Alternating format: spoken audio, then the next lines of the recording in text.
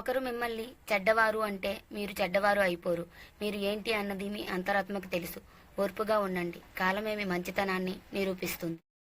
మన జీవితంలో కష్టసుఖాలు అనేవి మన ఆలోచన విధానంపై ఆధారపడి ఉంటాయి.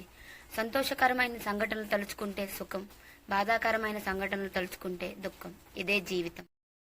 ఎవరితో కూడా పంచుకోలేని సమస్య నీకేదైనా వచ్చినప్పుడు ఒంటరిగా కూర్చొని నీ మనసులో వచ్చే ఆలోచనలన్నీ ఒక కాగితంలో రాసుకో.